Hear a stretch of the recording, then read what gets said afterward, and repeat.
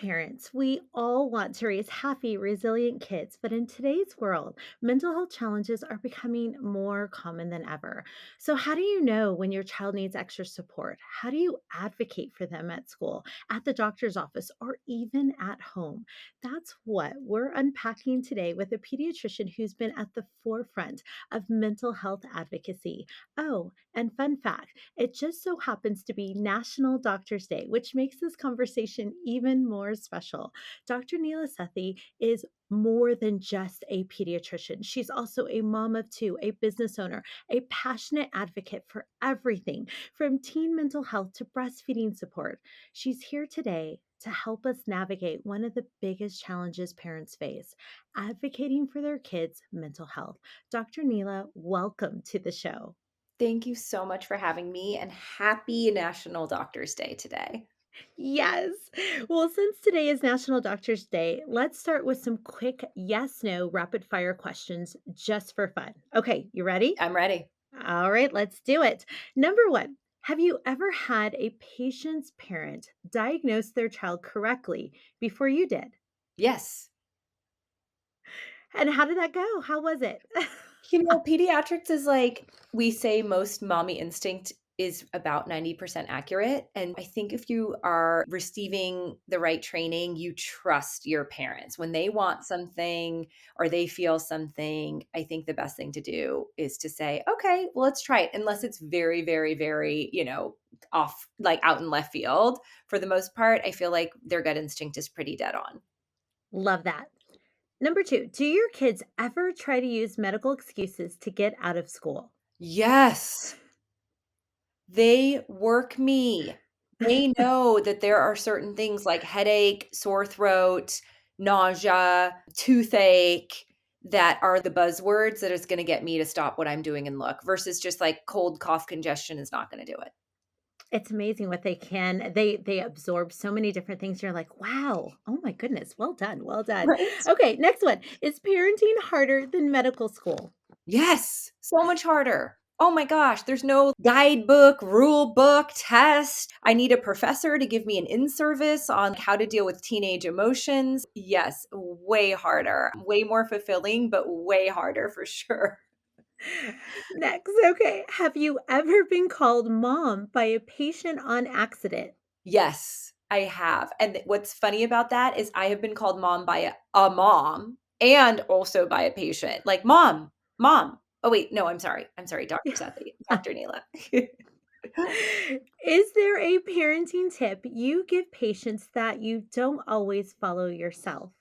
Yes, and that is eating fruits and vegetables every single meal. I don't do that, and I'm really trying very hard to, even if it's just adding fruit into my breakfast or putting veggies in my omelet in the morning. I am not always good about that, but I'm really working on it. 2025. I am the same way. I have such a sweet tooth and it's so hard. I'm like, I love ice cream. And I'm like, okay, is there some sort of like component of protein that I can say, well, I kind of met my protein or my vegetable? Probably not.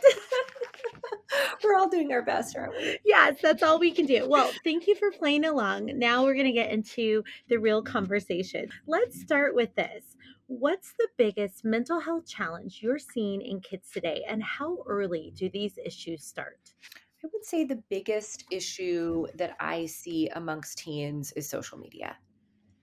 It's I think probably number 1 on the list of just a heavy duty cause for anxiety and depression in teens, and sadly, it's being introduced at a younger and younger age when it really should be older and older. I would say if there was one thing that I would do right away for parents that are experiencing mental health concerns, it's what I would want to say if I were to write a prescription is DC social media, but I know that that's a hard thing, but it would be decrease the amount of time that your kids spend on social media and delay, delay, delay when they get it. Because once you give it, it's really difficult to take it back.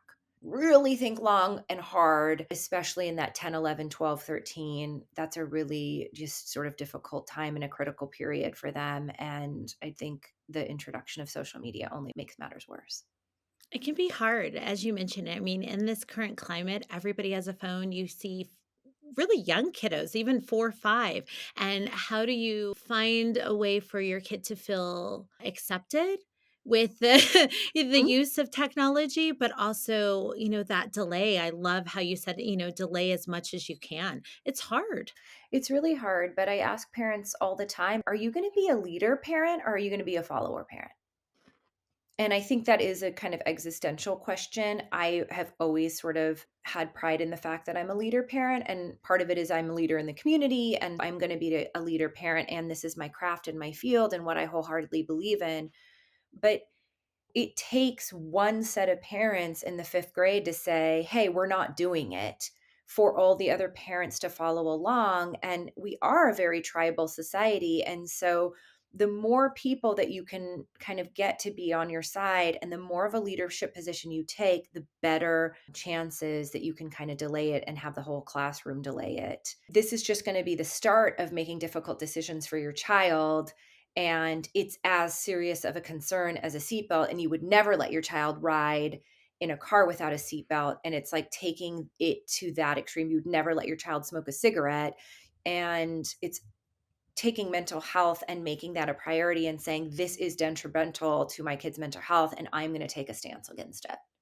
And when you take a stance, there are many ways that you can do that, whether it's in micro situations. For example, when you go out to eat, my family, we really love books. And so we actually bring books with us versus a tablet, anything else. And how you navigate that, to your point of being a leader in that space, can also help other families think about, oh, well, I could do this instead, and showing those examples, because sometimes we all kind of get into this vacuum where it feels like, oh, this is the only way we can do something. Absolutely. And what I tell parents of those preteens, I'm like, I am sorry, but this is just the beginning of difficult decisions that you're going to be making for your child. And if nobody had a baby to say that it was going to be easy, this is just one of the many difficult decisions that you're going to be making. And this is one of the very, very important sort of advocating that you're doing for your child. It's going to be hard, but it's going to be well worth it. And we have studies to support that, which we didn't really initially when social media first came out, but we have a lot more studies to support that. And just as we know more, you do better. You do better when you know more. Yes, and that kind of is a springboard for when I think of how many parents struggle just to get their kids to open up. I would love to hear, what are some of the ways that you have found helpful to start meaningful conversations about mental health?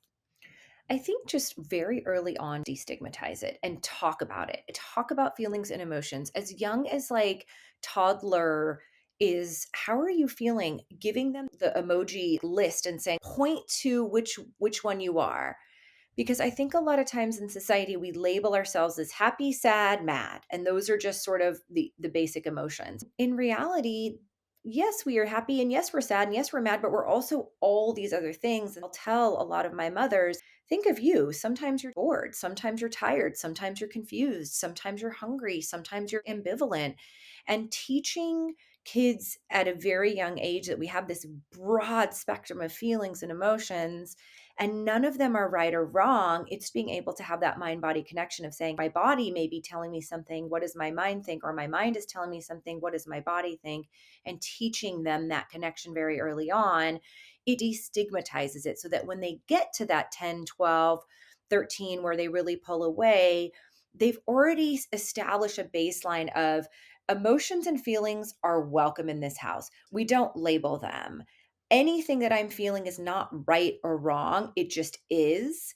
And the other big thing is you kind of mimicking that and you doing that. You yourself saying, "Hey, I'm stressed today because blank happened at work," or "Hey, I'm having a stomach ache today because I ate blank for lunch," or "Hey, I'm feeling a little nervous about you guys going to school tomorrow. I'm having some Sunday night blues today because I'm worried because I had such a great weekend with you guys and I don't want school to start." Things like that where you're kind of showing them that emotions are normal, feelings are normal, and they come and they go, and we don't hang on to them too tight, but we also don't suppress them. They're just like clouds. They're just like thoughts. We let them, we honor them, and then we set them free.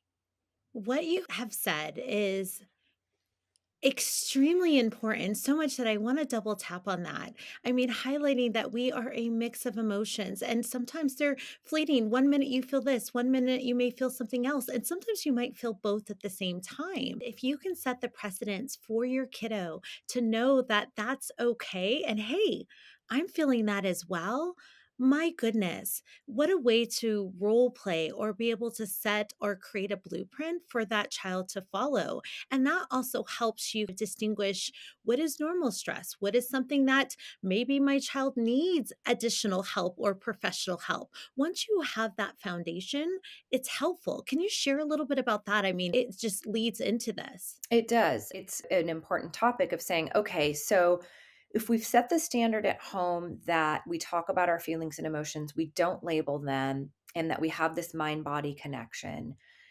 then how do we take that information and know when it's worrisome? What I tell parents is anything that lasts too long, your mommy and daddy, like spidey sense, should be alerted, right? Because we know kids have a wide range of emotions and they do fluctuate very quickly. So if you're noticing that they are feeling sad and that is hanging on longer than you would imagine, that's something to jot down and say, huh, he's been, Johnny's been a little bit more down this last couple weeks. I'm going to kind of keep eye on that. Tearful. I've noticed that, Johnny's been crying a lot more and it's difficult to recover from. And when he does recover it, he doesn't seem to recover completely. That's a red flag. Changes in eating is a big thing too. Kids love to eat. That is just a way to their heart. And if you're noticing that it's either one or the other, that the eating is overeating and sneaking and late and early, or if they're not eating, that can be a big concern. And that's a red flag. There's something called anhedonia, and we use that term for non-medical people. It's when you don't have joy in the things that you previously had joy in. When Johnny loved going to soccer practice every single week and all of a sudden he doesn't want to go and that's persistent, that's a red flag. And then changes in sleep too. Kids, for the most part, kids, they really are pretty good sleepers. They may fight going to sleep because they have, fear of missing out, but they are pretty good sleepers. And you can know your kids' sleep patterns. If they're really, really sleeping a lot and you're having a lot of trouble kind of getting them up and out of bed for several days in a row or weeks in a row, or if they're not sleeping and you're going in there and they're up at 2 in the morning, those are changes in their normal behaviors that should alert you like, hey, is this something more? And if that is the case, bring them to a pediatrician, bring them to someone like me, and let's just have the frank conversation. Bring them to a professional because you know what? You're a mom and you're a dad and you're not a professional. And that's honestly what we're trained to do. This is what I do in my clinic is assess whether this is something that needs to be looked into further or if it's something that can be reassured. And when you identify these issues, which you've given everybody all of these great things like, oh, my kiddo's not doing their normal activity, or maybe they're not asking for their favorite snack. Even something simple as that is a great way to identify something is wrong. And as parents are listening, you've identified that there is something different with my child. What are some ways that they can advocate for their child, whether it's at the doctor's office, whether it's at school or any environment? First and foremost is giving them love and attention. And it seems so simple, but your power lies within you as a parent. You are the lock to their key. You are that place in their heart that may be empty. Start by leaning in, leaning in. Put your phone down, cancel your date night, say no to girls' night out, and spend time with your child. Try to make it one-on-one time, try to have really good family time, and start bringing up the hard questions. Hey, Johnny, you know what, honey? I've been noticing that you're not finishing your lunch at school. Can you tell me a little bit about that? Do you want a different lunch? And if so, what do you want to go to the store and we can start picking out snacks together? Who are you sitting with at lunch? Have you noticed that you're sitting with different people? And have you noticed that people are treating you differently at school? Let's talk about it. I've noticed that you're having trouble sleeping, honey. Is there something that you can think of in your mind that's making you not want to sleep? And if so, do you want to talk about it? Is there a way I can help you? And then also normalizing it. Oh, I remember when I was 10, I had the hardest time sleeping too. And gosh, you probably get that for me. Normalizing and making them feel like they're part of a tribe and they are like you, instead of they're an outcast and they're doing something wrong and something is wrong with them, makes a big difference. My long answer to your question is lean in. Lean in. You want to lean out because of fear, and you want to lean out because you want to convince yourself nothing's wrong. But don't follow your maternal or paternal instinct. If you fear that there's something wrong, lean in and go and investigate that further so that we have all that data to collect when you do need to see a professional.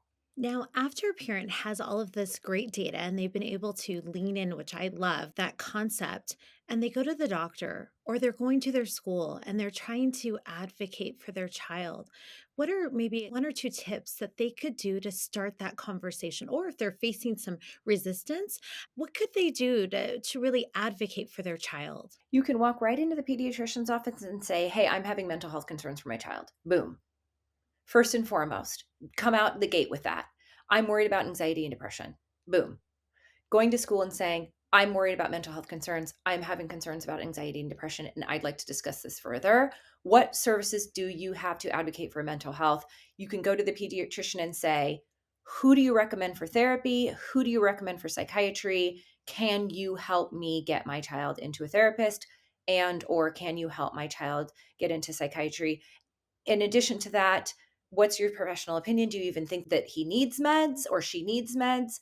But using the term mental health concerns and just destigmatizing that completely. I have so many in a day: sleep concerns, food concerns, behavioral concerns. And it's beating around the bush instead of saying, "Hey, doc, I'm worried about depression. I'm worried about anxiety. I'm worried about gender identity." Being open and honest and destigmatizing it for your child and destigmatizing it at the office puts everybody on level playing field. We're looking eye to eye. I can help more when you're being open and honest, and you're going to get quicker results if you say what you're concerned about. And the same holds true in school. When you walk into school and say, "Hey, I'd like to speak with the school counselor. I'm having mental health concerns for my child."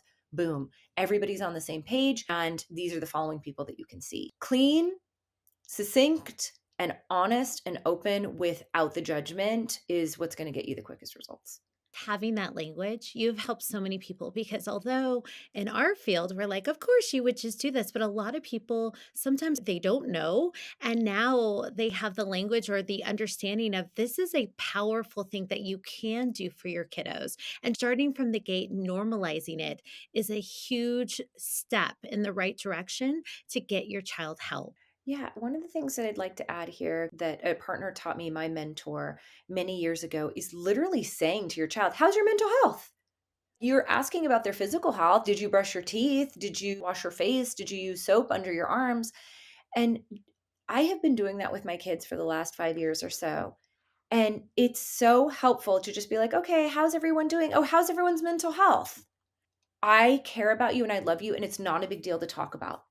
And that sets the stage for them being able to open up to you when things get really difficult, because you will get an answer at some point that's like, "My mental health's not doing that great today." And that's okay, because sometimes our mental health is suffering on a given day, and that's okay.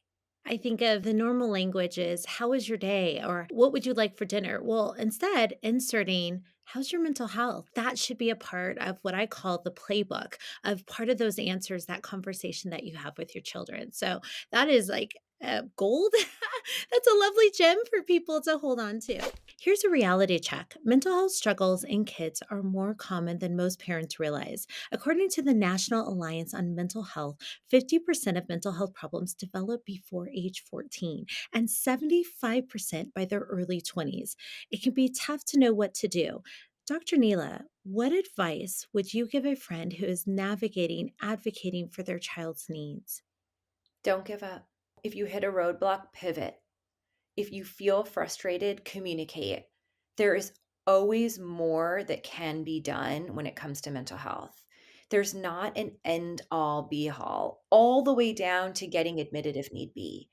So, what I tell parents is, this is a bigger discussion, and we'll have a whole nother podcast episode about mental health advocacy in our country and how difficult it is to access care, especially in children. But that's not for today. But today is, you have to advocate for your child in today's climate. We have resources available. It may not always be somebody that's in network. It may not be someone that's readily available. You may have to understand that it's going to be a telehealth versus an in person. It may be that you're going to have to drive to a city that's outside your comfort zone for your child's mental health. All those things need to be contemplated by you, and you need to swallow that jagged pill because you need to do whatever you can for your kids' mental health. So that's first and foremost. Second of all, is if you're feeling like your provider is not providing you what you need, pivot, find another provider. Advocate for your child, find a different pediatrician, find a different general practitioner, find another person in your group and ask the same question again and say, "Hey, I'm having mental health concerns and I didn't really feel like my needs were being met. What else?" Because there's always more. There are enough therapists out there, we just have to find them. There's enough psychiatrists out there, we might just have to be patient. There's enough online therapy and resources out there for teens, we just have to find them. Your job as a parent is to say it, which is, "I'm never giving up on you." And two, to have your actions line up with that to say, "I'm never giving up on you. And if this doesn't work, we'll try it again with somebody else." And even if you get to the place of, well, they went to therapy and they didn't like it, well, then we'll find another therapist. There's so many options out there, but just sending that signal to your child that you see them, you hear them, and you want to make sure that they are going to be okay and you will move mountains for them, that makes them feel better. Just that helps with their mental health because one, you're destigmatizing it, two, you're showing them unconditional love and support, and three, they're seeing that you are pushing through adversity, and that gives them the messaging that they can do the same. That was fantastic. You have now given parents 3 things that they can, even more than 3, but 3 takeaways to how they can advocate for their child's health and mental health. And I'm just going to repeat it. First, never give up. 2, take action on that and never give up. And 3, even if you have taken one step and that step was the wrong step, maybe it wasn't the right fit, keep going, keep trying to find someone else. And when you can model that, where your child shows, "I'm not going to give up," that in turn can be an investment in their own health to think of not giving up on themselves. That is a powerful thing. If you made it this far into the episode, I've got a special discount for our listeners from Dr. Neela's medical apparel company, Janu. They are the most amazing and comfortable scrubs, and you can save 20% by using the code drbio at janu.com. That's JAANUU.com. If you didn't catch it, it will be in our show notes. Right now, I think of parents. There's this level of feeling burnt out in many stages of your life through parenthood. And as you mentioned, it's not easy. It's one of the hardest things I personally have ever had to do, but it's also the most rewarding and the best thing I could have ever done in my life. Mhm. And so, my question to you is, when parents are feeling exhausted trying to support their child's emotional well being while managing everything else, what advice do you have for parents to take care of themselves so they can be there for their kids? Practice what you preach. Rest. Put your phone down. Turn your Instagram off. Turn your Facebook off. Turn your Twitter off. Turn your TikTok off. Go outside. Spend time in nature. Find yourself. Be in touch with your emotions. Journal. Get in touch with your spirituality, whatever that may be. Advocate for yourself. We are so busy and we are so disconnected from our bodies. Our minds are telling us something and we're not sending that message to our body. And then our bodies are sending us all these messages to our mind and our minds aren't processing it. We're behaving in a way that's so disconnected that when our kids are disconnected, we're confused. We've got to be the change. We've got to show them that we don't want to be on their phones because we're not on our phones. And we know that it's bad for them. So we're going to put our phones down. We're going to tell them that they need to eat fruits and vegetables because we're doing that. We're going to tell them that they need rest because we're going to be going to bed. And we're going to tell them that we want to be with our friends and connect with our social network without having our phones in front of us so that they do that and they're connecting with their friends without their phones in front of them. Practice what you preach, but also water your own garden. And it took me a long time to get there, but I will say I advocate for myself. I'm my biggest fan and I'm also my biggest supporter. And when I need rest, I give myself rest. And when I'm ready to go, I go. I make sure that I eat well, rest well, exercise, and spend quality time with individuals that fill me and make my light shine brighter. The only way that that's going to happen for your child is if you're doing that for yourself. And you're going to learn the hard way if you push, push, push, push, push. There's going to be a breaking point. And as you and I both know, that generally is when the medical concerns come into play. And we don't want to have to slow down by force. We want to do it because of choice. And when I think of all of the things that you navigate minute by minute, day by day, and as you mentioned, watering your own garden, how do you set those boundaries? How do you put that forward for parents listening? How can they incorporate the boundaries that you've really been able to put in your life, which, as you mentioned, that helps you be the best person possible for yourself and for your family? I mean, simply put, saying no. It's been very popularized, but no is a complete sentence, and it is. I said no this year to being the team mom for my daughter's volleyball team. I was like, no, I cannot. I have had several opportunities in the social media world that I have said no to because I just frankly don't have the time for it. And then I'm really mindful about where my energy goes, very mindful. If I miss someone, I will reach out to them and say, "Hey, can we have dinner?" But I don't say yes to every invite and everything because sometimes I'll go to those things and feel more depleted than not. And really, what I needed was just to be with my dog or to be with the kids or to be with my husband, and I took more on than I needed to. So, really advocating for myself and being in my body to say, do I really want to do this? Yes or no? Do I really want to be here? Yes or no? Do I really feel like I'm energetically aligned? Yes or no? And if the answer is yes, I do. And if it's no, it's just a no. And the no is an unapologetic no. It's not a no, it's no. It's the idea that the people that understand your no and support that no are the people you should be surrounded with, and the people that are gonna judge you or don't understand your no are not your people. And why do we wanna spend our life with people who are misunderstanding us or judging us in some way? That's beautiful. And that is something that I think a lot of people are afraid to embrace. And like you said, the word no is a complete sentence and honoring how you feel about what you want to do. And it takes me back to the beginning of this conversation where, as we're trying to share with our kiddos, knowing your emotions, knowing what you like, what you don't like, how you're feeling minute by minute, but also honoring it. And then if that honor is saying no, believe it, trust it, and move forward with it. That's powerful. It's something that we all need to incorporate in our lives. And if we do, then we can also help our kiddos. Well, Dr. Neela, you've given us so much practical advice today. And I know our listeners will walk away feeling more confident in supporting their children. Thank you for sharing your expertise and your experience, not only as a doctor, but as a parent, as a woman, as a business owner, all of the elements that make up who you are.